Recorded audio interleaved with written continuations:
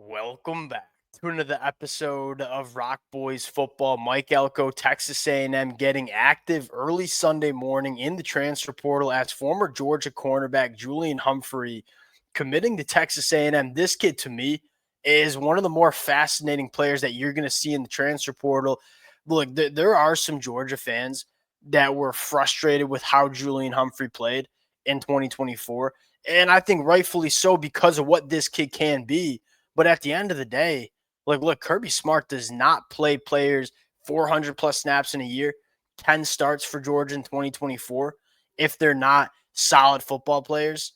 And so you're getting a proven commodity in Julian Humphrey at the cornerback spot. You know, he's started 10 games for Georgia in the SEC, but what this kid can be, I think that's what excites Texas A&M fans. That's why Mike Elko is adding Julian Humphrey to this program. You've seen Mike Elko do this before. I mean, think about Des Ricks or a guy like Will Lee, guys that have these special traits at the cornerback spots who might not be the most consistent players yet. Hey, bring them to College Station, take some really good athletes, try to make them good football players. That's what you're doing here with Julian Humphrey. You're getting a solid football player right now. You could be getting a great football player if he maximizes some of these traits that he brings to the table. I think Julian Humphrey, the sky's the limit for this kid. And I think Mike Elko and this defensive staff are licking their chops in terms of what they can do with a football player like Julian Humphrey. Want to get into what he brings to Texas A&M. Talk about a few other players that are on campus for Texas A&M this weekend. It is clear Mike Elko wants to make significant moves in the transfer portal. Fired up to get into it. Before we do, and as always, shout out to the Texas A&M fans checking the boys out early Sunday morning. It's been a blast talking this team. The amount of support y'all continue to show to the fellas means the absolute world.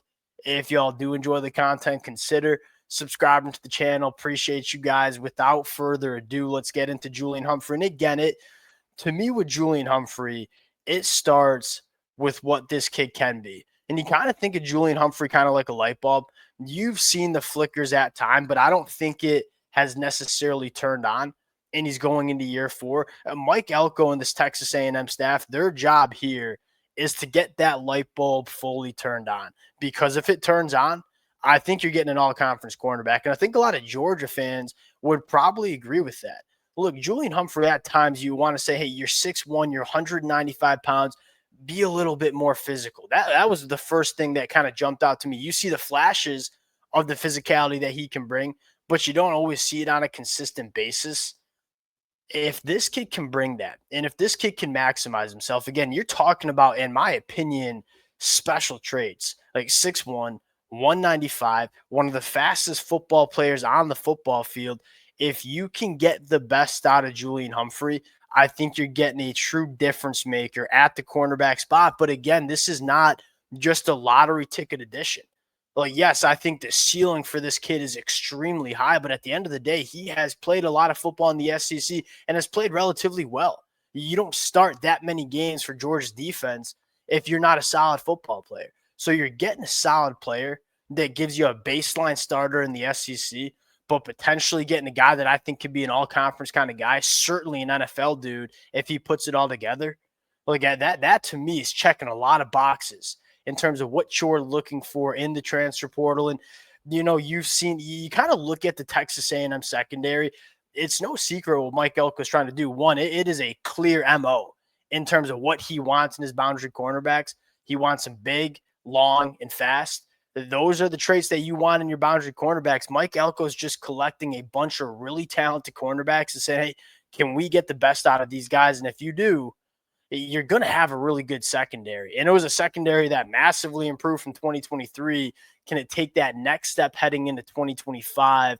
That's the storyline that I think Mike Elko is going for. And they're not stopping here. Like, there's a lot of other prospects that Texas A&M is turning it up for. I think one of the more fascinating ones is Nevada offensive tackle Isaiah World. They're trying to get him on campus, and he is certainly worth getting on campus. The number 1 offensive tackle currently in the transfer portal, 6'8", 310 pounds, did not allow a sack for Nevada in the 2024 year. That's been project number 1 for Mike Elko, and you can tell. Look, it's hard to build an offensive line in the transfer portal, And so Mike Elko went out and took 7 offensive linemen in the 2025 high school recruiting class. Mike Elko wants to get Texas A&M back to being one of the best line of scrimmage teams that you see in the country. Is something that Jimbo Fisher, Coach Adazio, really failed at. I thought this offensive line was better than expected in 2024. I don't think they quite had the personnel they wanted. As they continue to kind of get back to the personnel they want, I got a lot of confidence that this A&M offensive line is going to be just fine. Grabbing a guy like Isaiah World, who is currently the best offensive tackle currently in the transfer portal, I think would be a massive help. And at 6'8", 300 plus pounds, yes, he is solid in pass protection, a phenomenal athlete from what I've seen from him. And when you're 6'8", it's hard to be a great athlete. It's hard to have light feet. Isaiah World has that. He can move some bodies off in the run game as well, which is obviously something Texas A&M wants to do. This would be a massive get for Texas A&M at one of those positions that they want to continue to address. Another guy that I think is certainly worth mentioning, Mario Craver. This is a guy that is very coveted by a lot of SEC programs. Obviously, was a true freshman at Mississippi State. I think what you're looking at for Mario Craver, and really largely what Texas A&M is going after in the transfer portal, is how can we get more explosive in this passing attack? It's no secret that Texas A&M wants to run the football. They ran the football over 60% of the time in 2024. That was top 20 in the country.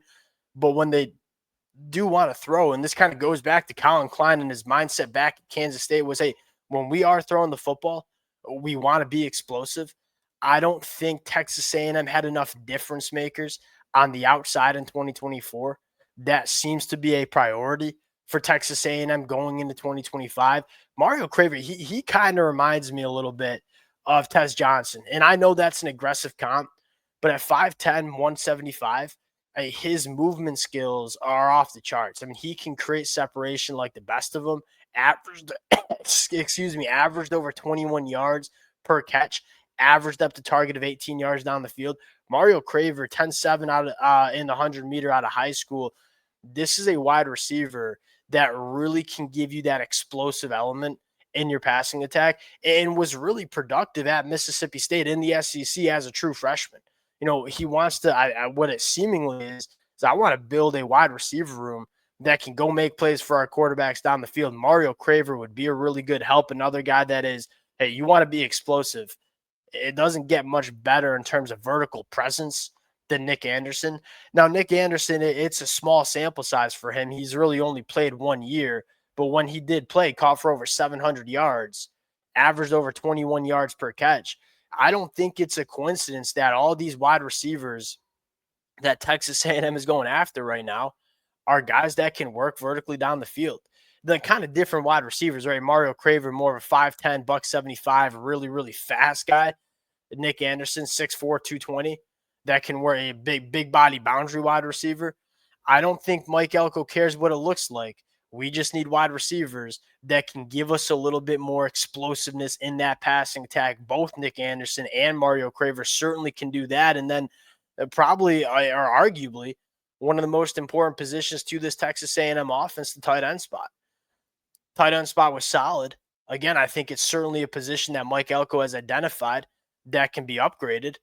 Max Clare was on campus in College Station as well, 6'4", 240, kind of a do-it-all tight end. Tight end that Purdue, man, they just ran their offense through in 2024. And it's not surprising that Max Clare is hitting the portal, because I think he wants to play for an offense that has a little bit more juice in life.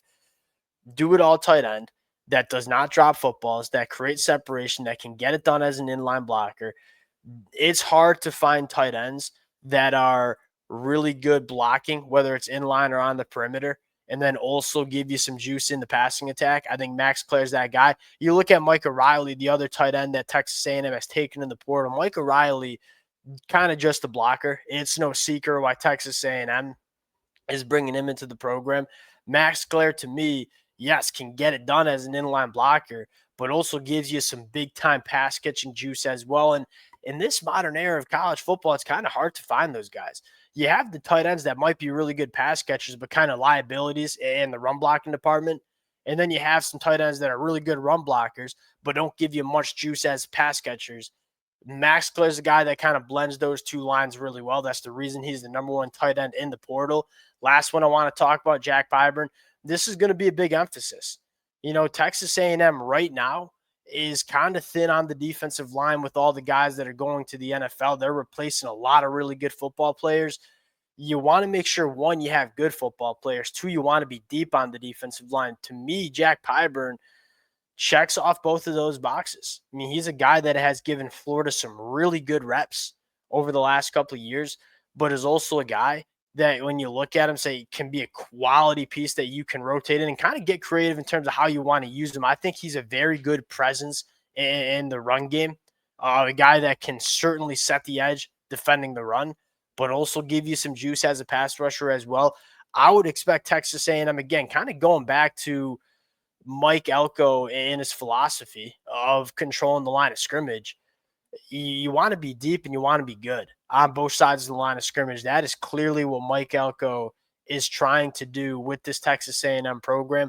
A lot of big names that found their way to College Station this weekend. We got our first commitment in Julian Humphrey. We'll see where it goes from there. Appreciate you guys rocking with it. If y'all do enjoy the content, consider subscribing to the channel. We'll talk to y'all later.